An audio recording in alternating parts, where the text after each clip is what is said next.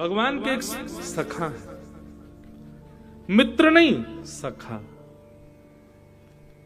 यदा कदा मिलती या काम पड़ने पर जो मिले उसको मित्र कहते हैं, लेकिन जो संग खावे, संग रहे, संग सोए, संग सब लीला करे, उसको मित्र, उसको सखा कहते हैं। मित्र और सखा में अंतर है। आजकल दुनिया में आपके मित्र बनते हैं, सखा नहीं बनते लोग। मित्र, एक व्यक्ति ने मुझसे कहा, महाराज जी आप कहते हो गाली देना पाप है, और मित्र मित्र गाली दें तो, एक दूसरे को सखा भाव में गाली दें तो, मैंने कहा नहीं पाप है। अपशब्द का कहीं भी प्रयोग हो वो पाप जन्य ही माना जाता। ऐसे अपशब्द मत बोलो। हमारे ठाकुर जी कैसी गाली दें, ए दारी के सुदामा मधुमंगल, ऐसी गाली दें। ऐसी थोड़ी बहुत नोक-झोंक चले, लेकिन गालियां नहीं होनी चाहिए। सखा, जिनके देह दो हों लेकिन प्राण एक ही हो, वो सखा कहलाते हैं। ऐसे ठाकुर जी के सखा हैं श्री सुदामा जी महाराज। सुदामा जी महाराज वर्षों तक द्वारिकाधीश से नहीं मिले, लेकिन सुदामा जी नित्य ठाकुर जी का स्मरण करते हैं। वाने खायो तो होगो, वाने पी लियो होगो, अभी तो द्वारिकाधीश सो रहे होगो। वर्षों से नहीं मिले सुदामा जी, लेकिन रोज चिंतन होता है। संध्या का समय होता है तो सुदामा जी बैठे बैठे चिंतन करते हैं, अभी लाला बैठ गए होगो, लाला के ब्याह गए होंगे तो बालकन के संग खेल रहे होगो, अभी लाला ने प्रसाद पा लिया होगो, अब तो लाला सो गए होगो, लाला को कोई कष्ट तो नहीं है रो। बारिश हो जाती है तो खुद के घर में पानी भर जाता है, पर सुदामा जी मन में विचार करते हैं कहीं लाला द्वारिका में ऐसे ही ना घूम रहे हो बिना छतरी के, कहीं सर्दी है कि जुकाम हो जाएगा, खुद के घर में जल भर गया है, लेकिन 24 घंटे चिंतन ठाकुर जी का करते हैं। ऐसे सुदामा जी।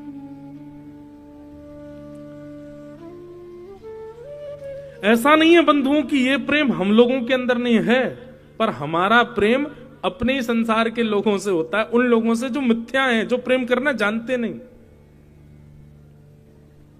क्या मां नहीं करती अपने पुत्र से?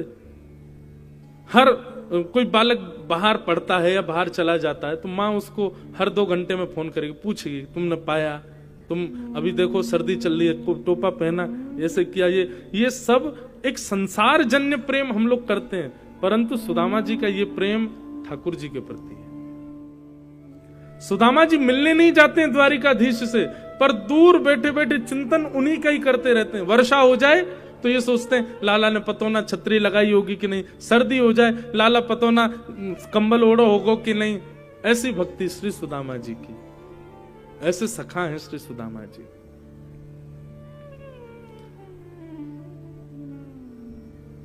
सुदामा जी महाराज बड़े दीन हैं, घर में धन नहीं है, इतने छिद्र हो गए छत पर कि वर्षा होती है तो कमर कमर तक जल भर जाता है घर में। भोजन करने के लिए अन्न नहीं है, सामग्री नहीं है घर में, लेकिन फिर भी कभी द्वारिकाधीश से मिलने के लिए इसलिए नहीं जाते कि मेरी दरिद्रता देख करके, मेरी दीनहीनता देख करके, मेरी श्रीहीनता देख करके द्वारिकाधीश को ना लगे कुछ मांगने आया, इसको कुछ दे दो, इसलिए नहीं जाते कभी। व्यक्ति का स्वभाव होता है, बड़े लोगों से जैसे उसके संबंध बन जाते हैं ना, सब जगह प्रचार करता है कि ये मेरे संबंधी हैं। राजनेता या कोई विशिष्ट व्यक्ति के संग फोटो खिंचवाने की होड़ लगी रहती है, क्यों? अपने घर में लगाएंगे ताकि सबको दिखे कि अरे ये तो इसके सगे हैं। पर सुदामा जी कभी अपनी पत्नी को भी नहीं बताते कि द्वारिकाधीश मेरे मित्र हैं, मेरे सखा हैं। प्रेम को बंधुओं जितना गोपनीय रखोगे, प्रेम उतना बढ़ेगा, और धन को जितना गोपनीय रखोगे उतना घटेगा। इसलिए धन को प्रवाहित करो और प्रेम को जितना हो सके छुपाओ। और सबसे बड़ी बात है, संसार के प्रेम को प्रकट करो, कोई आपत्ति नहीं, लेकिन आपका जो ठाकुर जी से प्रीति प्रेम है उसको छुपाओ, उसको प्रकट मत करो। सुदामा जी अप्रकट भक्ति के आचार्य हैं, कभी नहीं बताते। एक दिन भगवान ने अनुग्रह किया और एक नन्हे से, एक दीनहीन से ब्राह्मण के रूप में सुदामा जी के घर पहुंच गए। और सुदामा जी की पत्नी सुशीला ने जैसी देखा ब्राह्मण आए हैं द्वार पर, तो सुशीला बोली, भगवान हमारे घर में देने को कुछ नहीं है, आप कहीं और चले जाओ। भगवान बोले, क्यों? हमको आपसे भिक्षा चाहिए, ब्राह्मण बन के आए ठाकुर जी। तो सुदामा जी की पत्नी ने एक ऐसा उत्तर दिया, वो क्या कहती हैं? वो कहती हैं कि मेरे घर में सोवर है, मैंने एक संतान को जन्म दिया है, अभी हमारा घर पवित्र नहीं है, आप अभी हमारे यहाँ की सामग्री नहीं ले पाओगे। ठाकुर जी बोले, इनके तो कोई संतान अभी हुई नहीं, ये ऐसे क्यों बोल रही हैं? ब्राह्मण बन के आए थे। भगवान बोले, अच्छा तो 3-4 दिन बाद सोवर उठ जाएगा, तब आ जाऊं? सुदामा जी की पत्नी बोली, नहीं, हमने दरिद्र पुत्र को जन्म दिया है, उसका सोवर जीवन पर्यंत रहेगा। दरिद्र पुत्र को जन्म दिया है मैंने, मतलब कह रही है कि पुत्र को जन्म, वो कहना ऐसा चाहती है कि हमारे घर में दरिद्रता है, श्रीहीनता है, देने के लिए कुछ नहीं, और ये जीवन पर्यंत रहेगा, इसलिए आप कभी मत आना मांगना। तब भगवान जो ब्राह्मण के रूप में गए थे, उन्होंने कहा, अरे सुशीला, तुम बड़ी भोली हो, तुमको नहीं पता, द्वारिकाधीश को जानती हो? सुशीला बोली, उनको कौन नहीं जानता, पूरे विश्व के राजा भगवान है साक्षात। बोले, वो तुम्हारे सुदामा जी के घनिष्ठ मित्र हैं, घनिष्ठ सखा हैं, इतने घनिष्ठ सखा हैं, और तुमको विश्वास नहीं होता तो अपने पति के सामने जाकर के केवल द्वारिकाधीश का नाम ले देना, देख लेना, उनके चेहरे का हाव भाव ही बता देगा, उन्होंने तुमसे छुपाया है आज तक। द्वारिकाधीश उनके सखा हैं, कभी अपने पति को भेजो द्वारिकाधीश के पास, द्वारिकाधीश कृपा करेंगे, पूरे विश्व पर कृपा करते, तुम्हारे घर पर नहीं करेंगे। ये योजना भगवान ने बनाई थी, सुशीला के मन में कोई बात थोड़ी थी, भगवान ही ब्राह्मण के रूप में आए और आकर के सुशीला को ये बात बता के गए। सुशीला बोली, अच्छा। ब्राह्मण तो चले गए, सुशीला अंदर बैठी थी, सुदामा जी महाराज नाम जप कर रहे थे। सुशीला ने कहा, सुनिए पतिदेव, एक जरूरी बात करनी। सुदामा जी इशारा करने लगे, भी नाम जप चल रहा, थोड़ी देर रुक जा। बोले, आप थोड़ी देर बाद नाम जप कर लेना, मेरी बात सुन लीजिए। सुदामा जी नाम जप करने लगे। अचानक सुशीला ने कहा, मुझे आपके और द्वारिकाधीश के सख्य के बारे में पता चल गया है। ये बात कहते ही सुदामा जी के हाथ से माला अपने आप छूट गई, नेत्रों से आंसू गिर गए। ब्राह्मण ने कहा था कि सुदामा जी का मुख ही बता देगा कि उन्होंने ये बात छुपाई है आपसे। सुशीला ने जब नेत्रों में अश्रु देखे और सुदामा जी की स्थिति देखी, वो समझ गई कि ब्राह्मण सत्य कह के गया। भगवान, आप क्यों ऐसा कर रहे हैं? द्वारिकाधीश आपके सखा हैं, वो पूरे विश्व का भरण पोषण करते हैं, आपने कभी मुझे नहीं बताया, कभी उनके पास नहीं गए, आज तक मुझे लेकर के नहीं गए, क्यों? आपको अच्छा लगता है बच्चे भूखे सोते हैं, हमारे घर में 4-4 दिन तक भोजन नहीं बनता। सब पर कृपा करने वाले द्वारिकाधीश आपके सखा हैं, आप इस बात को छुपाए बैठे हैं। सुदामा जी महाराज बोले, देवी, बस इसी भय से मैं कभी नहीं बताता था, क्योंकि अगर मैंने कभी बताया तो तुम यही सब बोलोगी कि उनके पास चलो, उनसे मांग के आएंगे, वो थोड़ी कृपा करेंगे, हमारा घर संवर जाएगा, बच्चों को भोजन मिल जाएगा, घर में सामग्री आ जाएगी। ये सख्यता का उपहार मांगने जाऊं मैं कृष्ण से कि मेरे घर की सारे आर्तों को दूर कर दो? मैं काय बात का सखा फिर? मैं इसी भय से तुमको नहीं बताता था, क्योंकि तुम मांगने को ही कहोगी। और मेरा सख्य ऐसा नहीं कि मैं कृष्ण को ये कहने जाऊं कि मेरे घर में ये भरण पोषण कर दो या ये कर दो, और मैं कुछ ना भी कहूंगा, वो अंतर्यामी है, देख करके समझ जाएगा, फिर दे देगा, तो मुझे ऐसा लगेगा कि मैंने अपनी सख्यता को निभाया नहीं। कष्ट पड़ने पर, विपत्ति पड़ने पर मैंने उनको याद किया। मैं विपत्ति सह लूंगा, कष्ट सह लूंगा, लेकिन मेरी दरिद्रता को वो पूर्ण करे, आकर के मेरे आर्तों को पूर्ण करे, इसलिए मैं उनके पास नहीं जाऊंगा, और इसलिए मैं किसी को बताऊंगा भी नहीं कि वो मेरे सखा हैं। मुझे इतनी कामना नहीं है उनसे। संसार में बंधुओं, कोई भी ऐसा व्यक्ति है जो आप श्रेष्ठ हो गए हो और आपसे बिना किसी कारण से जुड़ा हो, नहीं, सबका कारण है।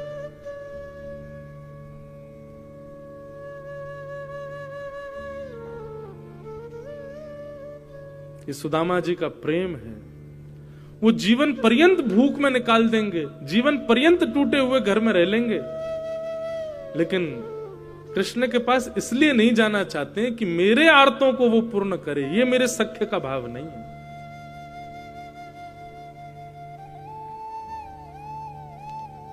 आज द्वारिकाधीश यानी सोने की नगरी में रहते हैं। द्वारिकाधीश के बच्चे यदि 56 भोग पाते हैं तो ये सुदामा जी की देन है द्वारिकाधीश को। कैसे? जब दोनों कृष्ण और सुदामा विद्यालय में पढ़ते थे, एक दिन भृगु ऋषि भिक्षा मांगने के लिए पधारे।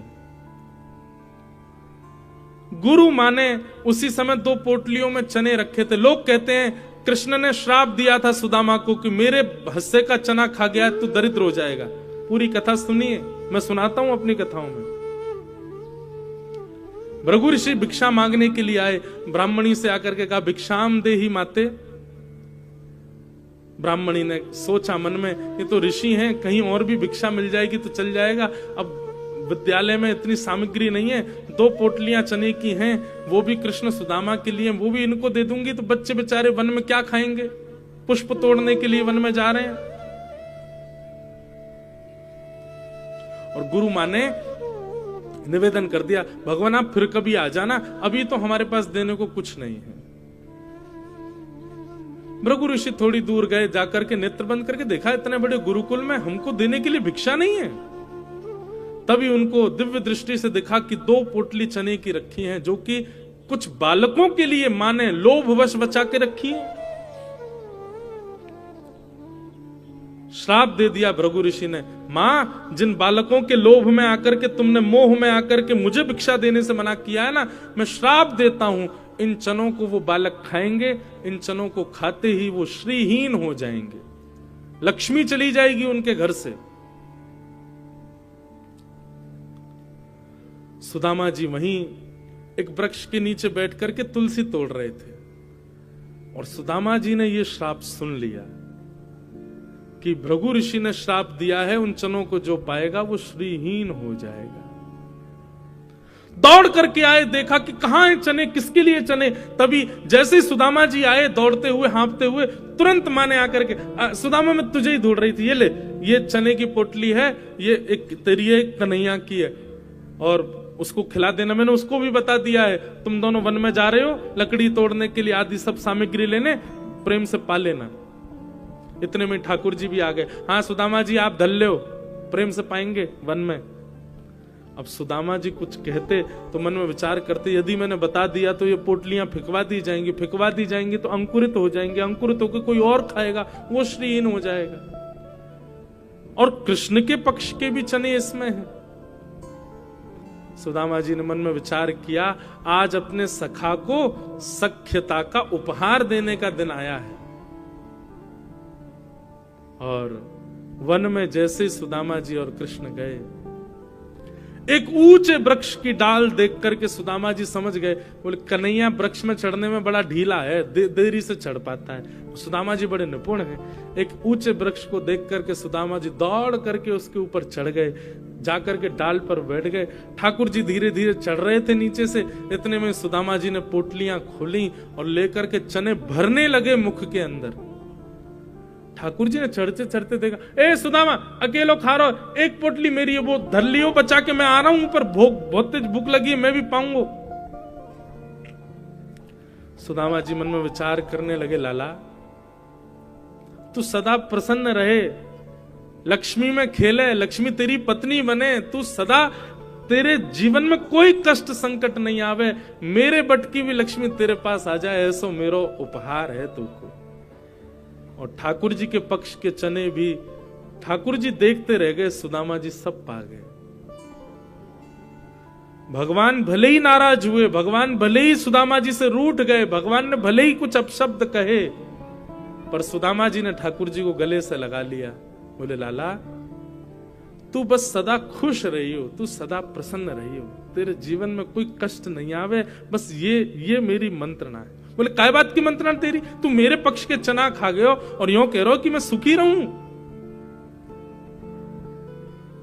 सुदामा जी रोने लगे, कैसे बताऊं श्याम सुंदर। कुछ दिनों के बाद विद्यालय छूट गया और ठाकुर जी मथुरा चले गए, सुदामा जी वापस अपने स्थान को चले गए।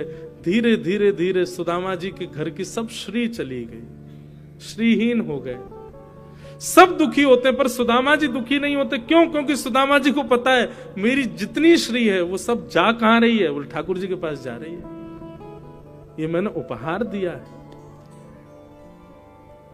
कभी कभी मैं मन में विचार करता हूं, कह भी देता हूं कथा में कि द्वारिकाधीश लक्ष्मीपति हैं, द्वारिकाधीश द्वारिका के राजा हैं, पर पूरी द्वारिका सोने की जो है ना, ये पूरी द्वारिका में जो सोना है ये सुदामा जी की भेंट है द्वारिकाधीश को। ये सुदामा जी के पक्ष की लक्ष्मी है द्वारिकाधीश के पास। ऐसे सखा हैं श्री सुदामा जी। आज पत्नी ने सौगंध दे दी, बोले तुमको जाना पड़ेगा द्वारिकाधीश के पास, जाओ, मेरी सौगंध है तुम्हें। सुदामा जी तो नहीं चाहते थे कि इस भाव से जाऊं कि कुछ दें, लेकिन पत्नी ने सौगंध दी तो सुदामा जी एक पोटली लेकर के आई थी, वो लेकर के चलने लगे द्वारिका की ओर। रास्ता भटक गए, चलते चलते महीनों लग गए। तब एक नदी के किनारे सोए, परंतु जब उठे तो द्वारिकापुरी पहुंच गए थे। जय श्री कृष्ण नाम की ध्वनि चारों ओर गूंज रही थी। सुदामा जी ने पूछा, भैया ये कौन सी नगरी है, हम तो कहीं नदी किनारे सोए थे, यहां कैसे पहुंच गए? तब किसी ने बताया, बोले भगवान ये द्वारिकापुरी है, द्वारिकाधीश की नगरी द्वारिकापुरी है। द्वारिकापुरी का नाम सुनते सुदामा जी तो नाचने लगे, नृत्य करने लगे, आनंदित हो। अब कन्हैया नहीं भी मिलेगो तो भी मेरो मन राजी रहेगो। क्यों? मैं द्वारिका तो पहुंच गयो, शायद इन्हीं मार्गन पे कन्हैया घूमता होगो, इन्हीं रस्तान ते जाता होगो, इन्हीं लोगन ते मिलता होगो, इन सबन ते मैं मिल लियो, मेरो मन तो शांत है गयो, चलूं वापस, बस मेरो काम तो है गयो। इतने में ही संतोष करके वापस जाने को तैयार हुए। तभी मन में विचार किया, एक बार कन्हैया की झलक तो देख चलूं, दिखे कैसे।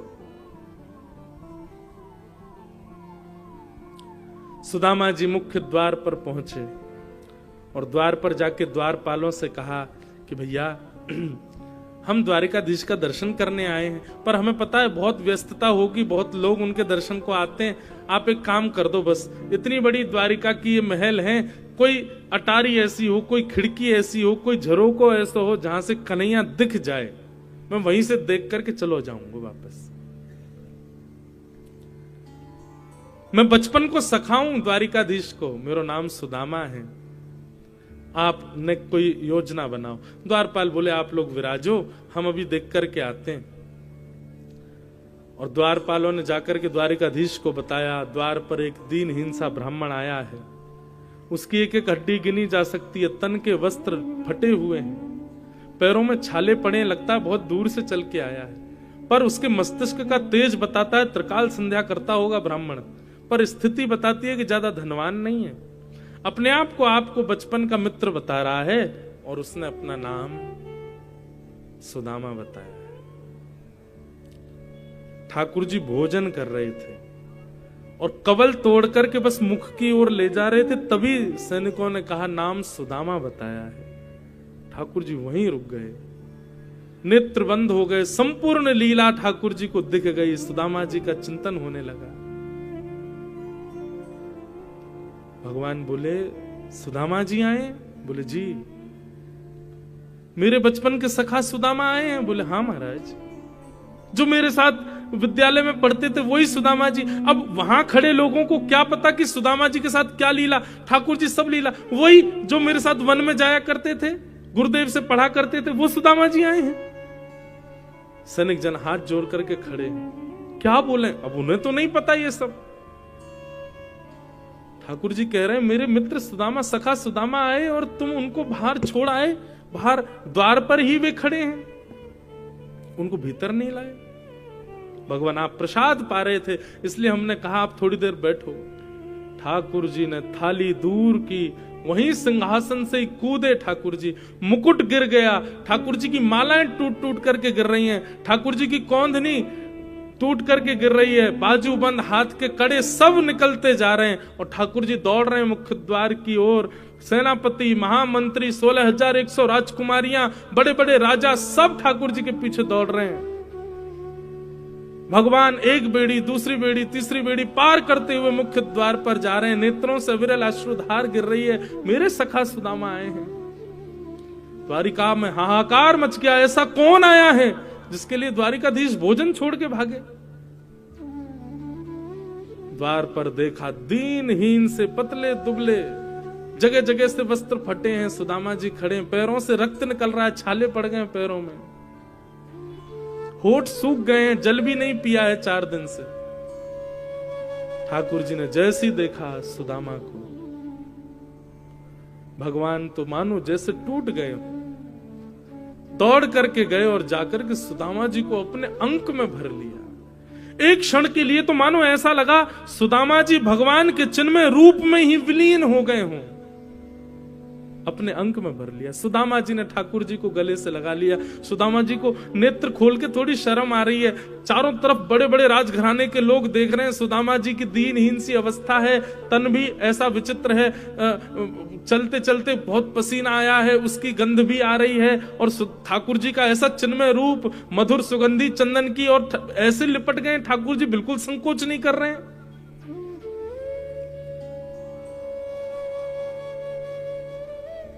सुदामा जी के मन में आ रहा है, इतना सुंदर, इतना बढ़िया स्पर्श है ठाकुर जी का, मेरा निष्ठुर हड्डियां चुभ रही होंगी ठाकुर जी को। सुदामा जी दूर करते हैं लाल जी को, लाल जी फिर पकड़ करके अपने अंग से लगा लेते हैं। सुदामा जी बार बार ठाकुर जी के हाथों को दूर करते हैं, और ठाकुर जी फिर पकड़ करके अपने अंक में ले लेते हैं। इस दृश्य को देख करके पूरी द्वारिका भाव विभोर हो गई, सबके नेत्र सजल हो गए। सुदामा जी के सुंदर उस रूप को देख करके ठाकुर जी ने अपने मानो नेत्रों के आंसुओं से ही सुदामा जी का जलाभिषेक कर दिया हो, इतने रोए ठाकुर जी। हाथ पकड़ करके सुदामा जी को अपनी द्वारिका नगरी में भीतर अपने सिंहासन की ओर लेके जा रहे। रास्ते में सुंदर नगाड़े बजाने वाले अंदर खड़े हैं, पुष्पादि वर्षा करने वाले सब स्तब्ध खड़े हैं। ठाकुर जी उनको डांट के तुम चुप क्यों, पुष्प वर्षण करो, नगाड़े बजाओ, सुंदर मंगल वाद्य बजाओ, आज हमारी द्वारिका को पवित्र करने के लिए सुदामा जी पधारे। सुदामा जी आए, भाई स्वागत करो। स्वयं ठाकुर जी मार्ग दिखाते हुए सुदामा जी को लेकर के आए। सुदामा जी ने भीतर आकर के स्वधर्मा सभा को जब देखा, सुदामा जी तो नीचे आसन पे ही बैठने लगे, ठाकुर जी ने लेकर के गए और द्वारिका के सिंहासन पर उनको बिठाया। सुदामा जी बोले, लाला मैं इतना योग्य नहीं हूं, ये सबको अधिकारी नहीं हूं भैया, ये सब सम्मान मेरे लिए नहीं है, ये सब काय को कर रहे है। ठाकुर जी बोले, कौन किसके योग्य है मैं बहुत अच्छे से जानता हूं सुदामा जी, मुझे बताइए मत, बैठो। लक्ष्मी रुक्मणी जी को आज्ञा की, जाइए पात्र लेकर के आओ, जल लेके आओ, चरण धोने। सुदामा जी बोले, लाला तेरे हाथ जोड़ूं, चरण मत धो। बोले नहीं नहीं, चुपचाप बैठे रहो, और ज्यादा बोलोगे तो मुंह पे अभी पट्टा बांध दूंगा आपके, चुपचाप बैठे रहो, जो कर रहा हूं करने दो, बहुत दिन बाद हाथ पड़े हो मेरे। और सुदामा जी के चरणों को जैसे ही ठाकुर जी ने उठाया पात्र में रखने के लिए, भगवान ने चरण देखे, पूरे चरण छिले हुए, कांटे लगे हुए, घाव हो गए चरणों में। इतने भाव विभोर हो गए ठाकुर जी चरण देख करके, आंखों के अश्रुओं को रोक नहीं पाए, और वही अश्रु बिंद सुदामा जी के चरणों में गिरने लगे। जैसे जैसे ठाकुर जी के बिंदु गिरे, वहां वहां से सुदामा जी के सुंदर घाव ठीक होते जाएं। देख सुदामा की दीन दशा, करुणा करके करुणा निधि रोए, पानी परातु को हाथ छुयो नहीं, नैनन के जल सो पग धोए। और जो थोड़ा बहुत जल इकट्ठा हुआ पात्र में, भगवान ने रुक्मणी आदि सब पटरानियों को कहा, सुनिए इस जल को पूरी द्वारिका के कोने कोने में छिड़क करके आओ। सुदामा जी के चरणों का चरणामृत है, एक एक बूंद सब लोग पा लेना, सब जगह बांट देना, पूरी द्वारिका में छिड़क देना, समुद्र में छिड़क देना, गोमती जी में छिड़क देना, हमारे महल में छिड़क देना, सब पवित्र हो जाएगा। सुदामा जी के चरण की सुंदर जल है। सुदामा जी देख करके कह रहे लाला जी सब कहा कर रहे हो भैया, मैं इतना योग्य नहीं हूं। भगवान नीचे बैठे हैं, सुदामा जी ऊपर बैठे हैं और ठाकुर जी बात कर रहे हैं अपने सखा से। सुदामा जी आपको ब्याह है गयो? हाँ लाला ब्याह है गयो। और हमारे भतीजे? बोले हाँ 2 बालक हैं। अच्छा ब्याह में नहीं बुलाया हमको? लाला कर्जा लेके ब्याह कियो और ब्याह में भी इतनी सामग्री बनी कि सब खा गए दुल्हा दुल्हन, फिर भी 3 दिन भूखे ही रहे, हमारे पास भोजन नहीं बचो। वह को कर्जा भी आज तक नहीं चुका पाए, ब्याह को भी कर्जा चल रहा है। ऐसे ब्याह में लाला तो को बुलाते, तेरे साथ कितने हाथी, कितने घोड़ा, कितने सैनिक, कितने लोग आते, कहां भोजन कराते? या हमारे मैंने नहीं बुलाया। मेरी छोड़ लाला, तेने ब्याह कियो? भगवान बोले हाँ हमने कर लिया ब्याह। कैसे बताएं, एक थोड़ी किया है। अच्छा भाभी कहां है? भगवान बोले भाभी भी यही है। बोले मिला तो सही, कौन सी भाभी? अब वहां तो जिसको देखें वो परम सुंदरी। भगवान बोले मिलोगे भाभी से? बोले हाँ मिलवाओ। ठाकुर जी ने इशारा किया आओ। मैं रुक्मणी प्रणाम, देवी चरसो भाग्यवती रहो। मैं जाम्बती प्रणाम, देवी चरसो भाग्यवती रहो। मैं सत्यभामा प्रणाम, देवी चरसो भाग्यवती रहो। मैं कालिंदी यमुना प्रणाम, देवी चरसो भाग्यवती रहो। मैं भद्रा प्रणाम, मैं लक्ष्मणा प्रणाम, मैं मित्रविंदा प्रणाम। 500 पत्नियां भगवान की प्रणाम कर गई सुदामा जी। सुदामा जी बोले लाला कोई तकिया दे दे, हाथ थक गो मेरो ने, यहाँ नीचे धर दे मेरो हाथ, तो लगे ने का देर में गिर जाएगो का। ठाकुर जी ने मसनत असनत लगा दी हाथ के नीचे, यूं ही आशीर्वाद देते रहो। 200-250 और प्रणाम कर गई। भगवान खड़े खड़े देख रहे हैं। सुदामा जी धीरे से भगवान को देख, भगवान बोले क्या हुआ, कितनी और हैं अभी? बोले 16,108। ये सब अपनी है लाला? भगवान बोले तो और क्या, पड़ोस की है, सब अपनी है। बोले वाह भैया लाला तेरे को प्रणाम करूं, इतने सारे ब्याह किए थे ना। अरे एक आदमी हमें बुला ले तो भोजन पे आ जाते हम। लाला मैं तो थक गो, अभी कितनी है गई? बोले अभी 600 हुई हैं, अभी तो 16,108, 1000 भी नहीं हुई हैं। लाला एक काम करेगो? बोले बता। पत्नी तेरी 16,108 है, लेकिन पति तो तू ही है ना? बोले हाँ। एक काम कर, तू मुझको प्रणाम कर, मैं तो को आशीर्वाद दे दूं, सबको एक साथ आशीर्वाद दे जाएगा। और 16,108 पत्नियों के सामने जगत नियंता, जगदाधार, त्रिलोकीनाथ, जगन्नाथ, द्वारिकाधीश दंडवत प्रणाम कर रहे हैं और सुदामा जी दोनों भुजाओं से आशीर्वाद दे रहे हैं। सबके नेत्र सजल हो गए ये दृश्य देख करके। सुदामा जी ने हृदय से लगा लिया ठाकुर जी को। भाभी ने मेरे लिए क्या भेजा सुदामा जी? ठाकुर जी अब सुदामा जी पोटली छुपाने लगे। बोले कि अब ये सब बड़ी बड़ी राजघराने की सब कन्या, इनके सामने फटी हुई पोटली क्या दिखाऊं? सुदामा जी की पोटली छीन करके भगवान ने एक मुष्टिक खा लिया, 2 मुट्ठी चावल पाए। लक्ष्मी जी ने हाथ पकड़ लिया। बोले बस भगवान, इसलिए नहीं पकड़ा कि आप कच्चे भगवान। अच्छा एक बात बताएं, भागवत में ऐसा वर्णन है, ठाकुर जी सुदामा जी चावल नहीं चिवड़ा लेकर के गए भगवान के लिए। मंगल भात चिवड़ा होता है, चिवड़ा खाने में तो आनंद आता है खूब। ठाकुर जी ने 2 मुट्ठी पाए, लेकिन भाव यह था कि भगवान संपूर्ण वैभव लौटा रहे थे। मैं इंद्र का संपूर्ण वैभव सुदामा जी को देता हूं, मैं विश्व के सारी सुख संपत्ति सुदामा जी को देता हूं। 2 मुट्ठी चावल में ये वरदान दे चुके थे ठाकुर जी। लेकिन ठाकुर जी अब कहने वाले थे कि मैं लक्ष्मी को सुदामा की दासी बनाता हूं। तभी रुक्मणी जी ने हाथ पकड़ लिया। बोले भगवान मैं आपकी रहूंगी, मैं कहीं नहीं जाऊंगी, ये तीसरा मुट्ठी नहीं पाई है। तब भगवान ने 2 मुष्टिक चावल पाए। फिर उसके बाद सुदामा जी ज्यादा दिन द्वारिका रुके नहीं, वापस चले गए। सुदामा जी लौट करके गए तो देखा सुंदर भवन खड़े हैं, महल खड़े, अटारियां, आहा सोने की नगरी पूरी। सुदामा जी बोले भैया ये क्या है? सुदामा मंदिर देख डरे, यहां तो हती मेरी छोटी सी झुपड़िया, अब कंचन महल खड़े। सुदामा जी ने पत्नी से कहा देवी सोने की बनाओ रोटी, चांदी की बनाओ दाल और हीरा की बनाओ चटनी, प्रेम से पाओ। हम तो जा रहे हैं वन में, भजन करेंगे ठाकुर जी का। क्योंकि एक बात बंधुओं याद रखना, बहुत व्यवस्थाओं में रहने वाला व्यक्ति भगवत भजन नहीं कर सकता।